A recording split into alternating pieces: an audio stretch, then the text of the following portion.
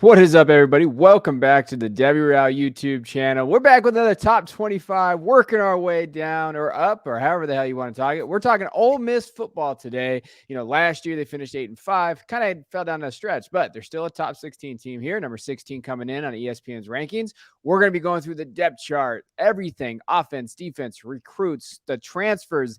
These guys got so many transfers. Me and Christian are laughing about this, doing the graphics. So we're going to be going through every single part of the Ole Miss football team.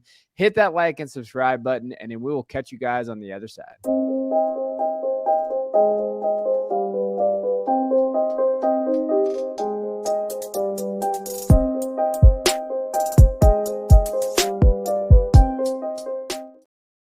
All right, let's get into Ole Miss. Let's talk about them. Last year, 8-5. Let's just kind of give you guys what they did last year. 29th in the country at points per game. Points against, they weren't too bad, 57th in the country. So when you're looking at that, the issue with Ole Miss last year, quarterback play probably, Jackson Dart's inconsistency, getting stops on defense, especially down the stretch of the season. They gave up an average of around 34 points per game. And they went on that losing streak, and they lost to Texas Tech in the Texas Bowl. So those are the big ones. But I have some stats for you guys that you didn't know. Lane Kiffin has done a great job at Ole Miss. He has 23 victories in the SEC over the last 3 seasons. That puts him as the third most winningest program in the SEC, behind Alabama and Georgia. So we know Lane can win. He's shown that, and we've seen this now. So, but he has attacked that portal, and he's done that. So let's get into what he has right now in his offense and his offensive line. So what do they got cooking down there? One of the better offensive lines in the SEC right now, I think. You've got 4 starters returning. Eli Acker also played over 350 snaps. I think he was pushing 400. And so when we talk about this stuff, the consistency from year to year, when you have a full offensive line that was already very good, especially in the running game, when you have that entire group returning, you're looking at they'll probably grade out as the best offensive line in the SEC. Georgia's up there as well, always. But I think that this group, year 2 in this offense too, for a lot of these guys, some of them have 3 years of playing experience. Like, you're looking at a group that I think can be impactful and probably, lead the way and create some wins for this offense, honestly. This is everything that we talked about, with all the transfers they got coming in that we're going to talk about, with kind of the shakeup that they had. This group can lead them to victories in the SEC because they are so talented and because they could challenge for the top 3 unit of the conference. That's how good they are. So that is a plus, right? It's like when we're talking about offensive line play, especially in this conference, you have to love that. And I know that the coaching staff has loved that. I know a lot of the writers and inside the Rebels, they've talked about this offensive line being absolutely, star-studded, and they really like the tackles. Micah Pettis and Jaden Williams, they like these guys to be able to protect that quarterback. But the question is, who's that quarterback going to be? So when we got to dive into their offense on this side, overall on their projected depth chart, you can see this. We do our Patreon of all of this page, but Jackson Dart, Spencer Sanders, right? That and Walker Howard is a transfer they got, but that is the key, right? They know they have Kenshawn Judkins. Ulysses Bentley is really good.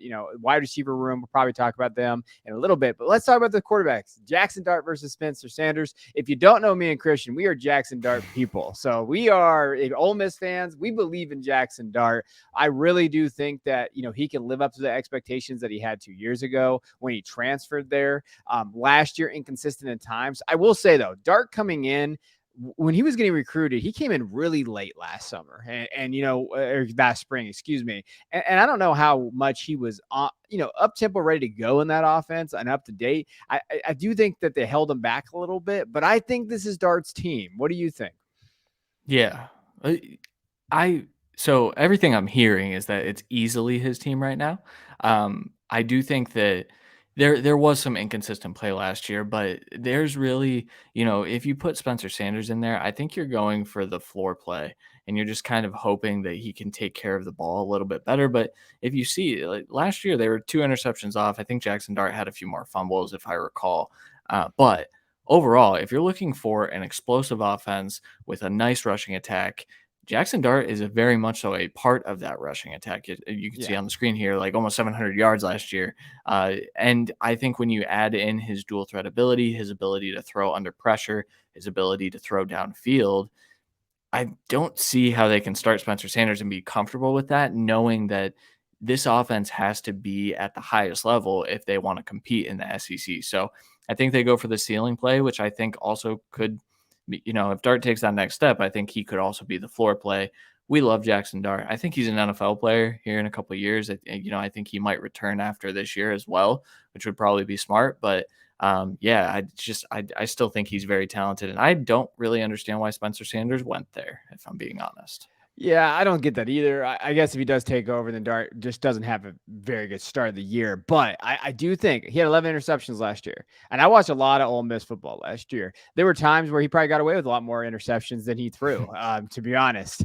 If he can Yeah. cut back on that a little bit in this system and they trust their offense a little bit more, I think the transfers they brought in, like Franklin and Harris, will help that. I do think that Dart's the guy for them. Like, I do think he's going to be the guy moving forward. And by all accounts, in the spring, they talked about that Dart has picked up this offense. And you hear all the positives from there. But even Lane is talking about the positives with Dart. I think they brought in Spencer as an insurance policy, but they want to start Dart because I think they know the ceiling is going to be there. As far as guys that they lost, so they did lose a lot. We're going to be talking to this. They lost a lot of guys to the portal. They lost a lot of guys to the draft. Luke Altmaier, obviously, he transferred. Zach Evans, obviously Judkins kind of took over that role, but Zach was a very fine player. Jonathan Mingo, Malik Heath, Jalen Robinson, Dennis Jackson. I will say they took a hit in their wide receiver room. They did add to that, but they definitely took a hit there. And then Nick Broker, I mean, he was an NFL draft pick, I think his 7th round. He definitely was one of those guys that they lost off the offensive line. Who stands out to you? Mingo, because we did not think Mingo was going to get that draft capital that he did with the Panthers. Or what's the biggest standout to you? Malik Heath, because I think he was arguably the better wide receiver in that room. I don't know. I think, I think that Mingo's draft capital was based on a lot of projection. I think, Ole Miss fans,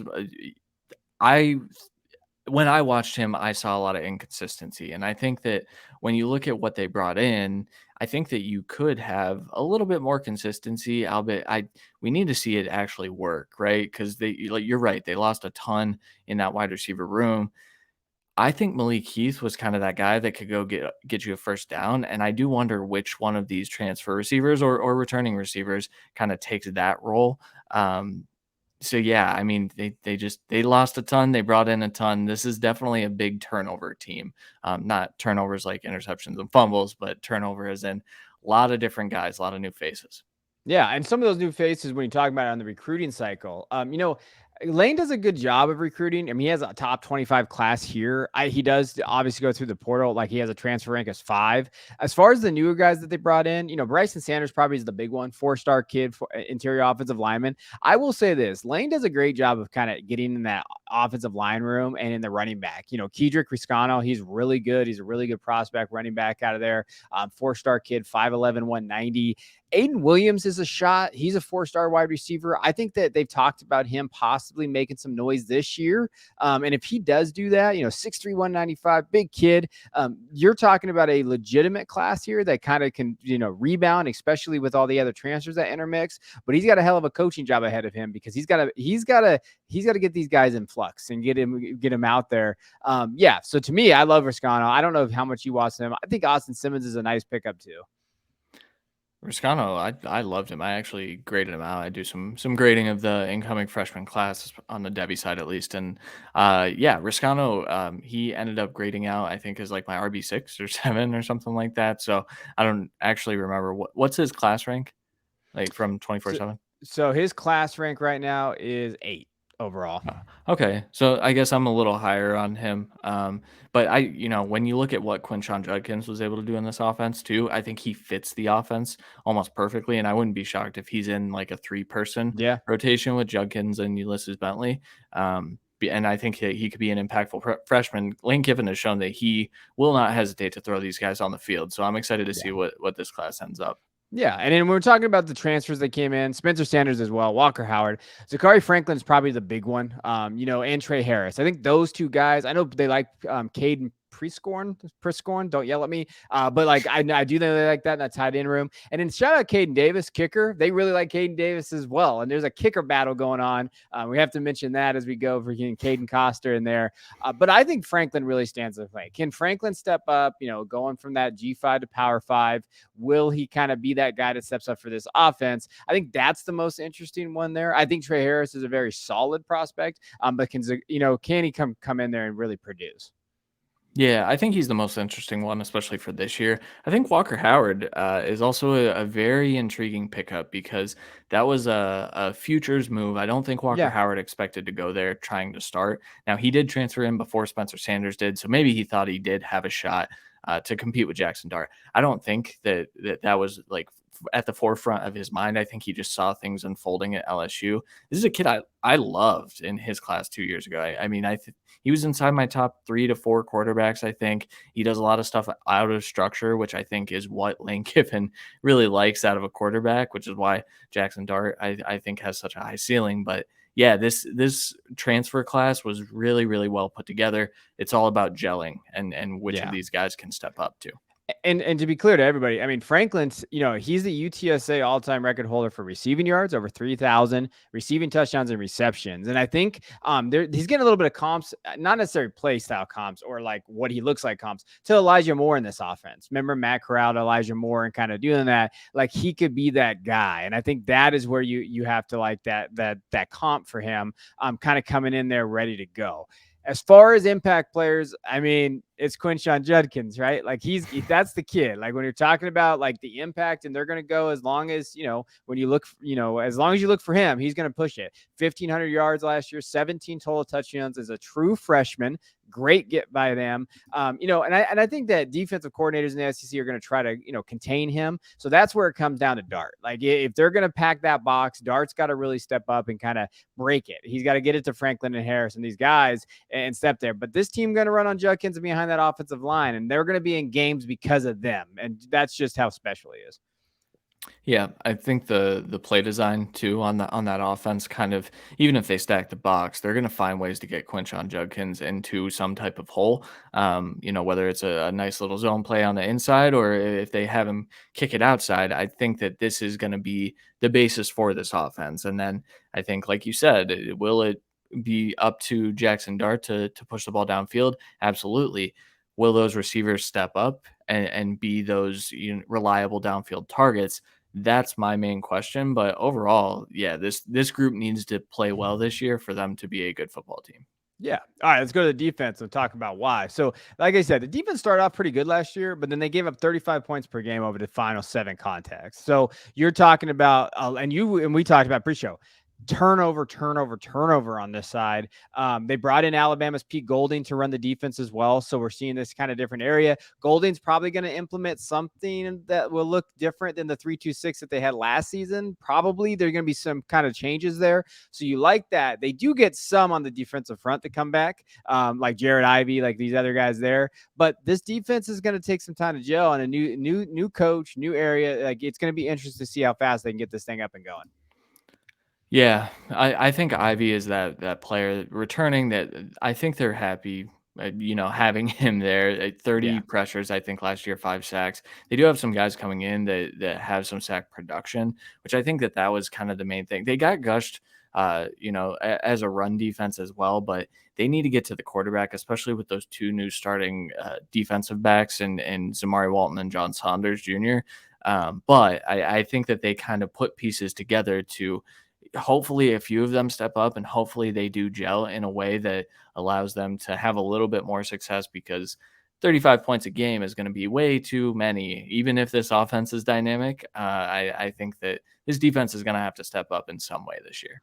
Yep, got to bend, not break. That's what this defense's motto is going to have to be all year, especially early on as they go. We're going to dive into the schedule here in a little bit, but early on they're going to have to make sure they bend. Now, notable losses, you can see it. They lost a lot of dudes to the portal, and they lost a lot of guys out there. Tavius Robbins, Troy Brown, Malone, Hawkins, Finley. So you go through the list. I think the biggest thing is how much they lost, kind of maybe on that defensive line, but also in that secondary. I mean, they did lose it. Now, as far as what you think that is, it kind of up to you. Like depending on how much you really think that they made that impact there, based on what their defense was. But they did lose guys, so this is what we're talking about with a lot of just new stuff on that defensive side of the ball. Yeah, Troy Brown and AJ Finley are kind of the two that I think stand out. Tavius Robinson as well had a great year last year, but Troy Brown was a transfer last year. I think he played incredibly well for them, and I think that they're hoping that Monty Montgomery can come in and do kind of the same stuff. But Yeah. yeah, that's a lot of pieces to lose, and that's once again why it's going to take some time to gel, and hopefully they can kind of work through that in their fall practices before the games start. Now, I will say this. This is where Kiffin really came out, and he definitely went out and targeted guys. So you're seeing here Braxton Myers, safety 6'1", 185, number 11 at his position. So very highly sought after. I thought that was interesting, kind of where he targeted here. And then you get Ahmad Brown, again, another safety, but again, 3-star athlete, 6'1", 195. And then I think the gold of this class, Suntarine Perkins. He's listed as an athlete. He's at 6'3", 205, but they say he's going to be playing linebacker. Number 3 at his position. They absolutely love this kid. And if you go watch his tape, it is fun. Like, you just go in there. You have to enjoy, what you're seeing there.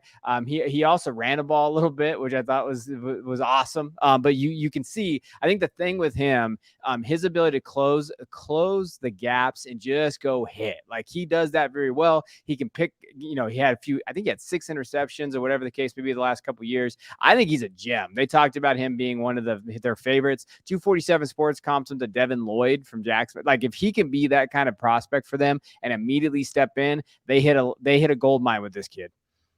Yeah, he's got to put on some weight if he wants to, fill run gaps and things Yeah. like that. But you like his aggressiveness, especially, like you said, click and close on gaps. And I think that's a good thing to have in that defense. Where, like I just talked about, Troy Brown stepped in and was good for that linebacker room. But I think that there's still very much so questions about what the ceiling of that room might be. I think if he comes in and plays as a freshman, I think you're looking at a much higher ceiling for that group.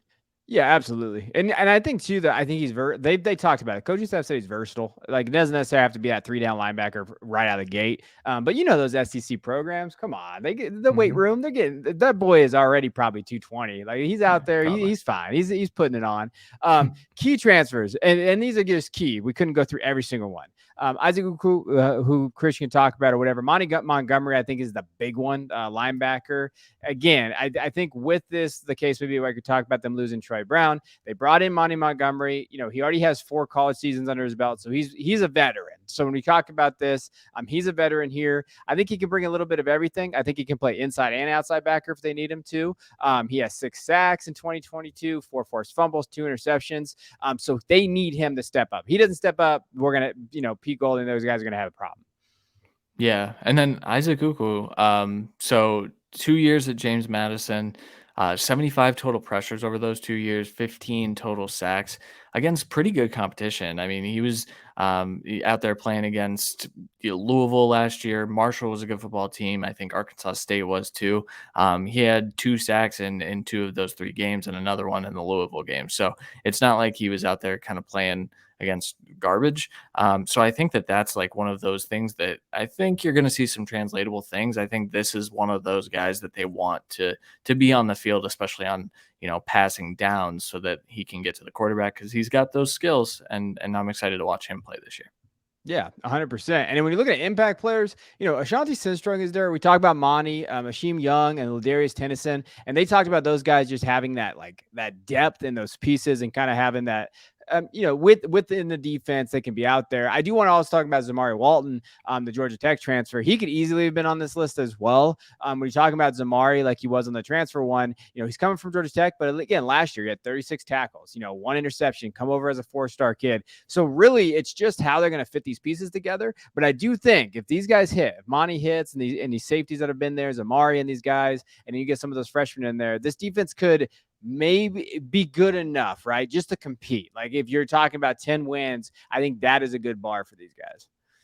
Yeah, I mean, and that's the thing. You talked about the bend don't break. I think all of these guys collectively, if they can hold opponents to like in the 20s in points in most weeks. Now I know obviously that's not going to happen every week, and there are going to be teams that are just throwing like crazy trying to keep up with this offense. But I think if they're able to get something that they can just slow teams down on key drives even, or put teams in bad situations to where they can go get a stop on 3rd down late in games. I think they have the pieces now to do that. Yeah. It's just about if they do it on the field.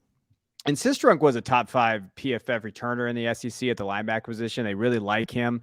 He had a career. He had 72 total tackles last year, 3.5 tackles for loss, a sack. Like, he really was kind of that guy in 2022 for them. So I think they have a good mixture of both, like new guys and then some guys in that definitely were high performers. But when you look at their schedule, they might have one of the toughest schedules in the SEC. They're not no Georgia cupcakes out here. Sorry, Georgia fans. So let's look at this. Mercer should be a win. You hope that. Then they go to Tulane. And I think, you know what? Tulane's going to be a tough, when we talk about that team, we like, their quarterback, Michael Pratt. We like those guys that are there. Georgia Tech. Okay, that should be a win. If you lose to Georgia Tech, that's going to be bad. I mean, they do have a better program. But then, hey, this stretch, Alabama, LSU, Arkansas, even Auburn, who's going to be a little bit better this season. Vanderbilt, there's like 5 people that picked Vanderbilt to win the SEC, by the way, at SEC Media Days. You got to love that. Then Texas A&M, Georgia. I mean, that is a very, very tough schedule here. What do you think about this schedule? It's brutal. It is brutal. I think that a lot of those games that you mentioned are certainly winnable. I think, the Lane Kiffin versus Alabama at Alabama, that's one of those games that is highlighted on the schedule every year. I think, Lane kind of has the ability to compete with Alabama. He always does it, it seems like. So if they're able to pull that one out, especially with Alabama kind of in flux a little bit with the quarterback situation, I think that propels them through this stretch. I think LSU's probably their toughest game until they get to Georgia, but I also think Arkansas, Auburn, A&M, those are winnable games. And so I think it really depends on what this offensive ceiling is, how good this defense gels or how well they gel together. I think that this could be a 10-win team, but it's certainly going to be a tall task. So the over under 7.5. So you taking the over then? I think I'd take. Yeah, I mean, there are so eight's many. a great number. Eight's a great number. Yeah. Because I think, I do think they beat Auburn. I think they should beat Arkansas. Based on the things that they've lost as well. I think A&M is one of those that, like, I think they can pull that off. So if they're able to get, even 2 of those 3, I feel pretty comfortable that they're going to beat ULM and Mississippi State down the stretch. So I think 8's a pretty good number. I think 8's my number. So but I don't bet that with confidence. I think 8 is, but if they lose to Tulane, they're done. I don't see a scenario unless they can upset one of the big teams in the SEC. So they got to take care of business there. And to be fair, they should have beat Alabama last year. I thought they were the better team last year. I thought the play calling was a little bit conservative, and that could have been Jackson Dart or whatever the case may be. But they had chances to beat pretty much everybody on their schedule last year. I mean, I thought they definitely could have. I would say the over. Barely. If I had a model, it'd be like 7.72 or something like that. So like at that 7.5 mark. But overall, I think that's where they're at. As far as, I think Lane's done a good job. I do think that this season hinges on Jackson Dart and that quarterback position. And obviously the defense kind of gelling and doing that. But if Dart and those guys aren't better than they were last year, I don't know if this team can overcome what they did last year with that schedule. So Dart's got to step up for us, so we could talk about him there. But I do think he's talented. I think he just got to put it together. Yeah, and I think, like you said, another year in this offense, I think that's a more likely outcome than unlikely. And so I think what you're going to see is this offense gets elevated as soon as that happens. And I think one of these running backs behind Quinshon steps up. And I think you're looking at a similar team to last year, despite all of those losses, with maybe some better quarterback play. And that traditionally results in more wins. So yeah, and we didn't even talk about Ulysses Bentley, but I think he's a very solid backup for these guys. Like, and we can't get to every single player on the roster, but Ulysses can come in, senior, going to really kind of step up for them. I think that he's really good for Judkins to maybe give him a breather. They don't have to give him 300 carries, and I think that's going to be good for him. So appreciate you guys. Let us know, Ole Miss fans. What do you think? Where do you think you guys at? 8, 9 wins, or do you think you guys can get to 10? Let us know in the comments. We appreciate you guys.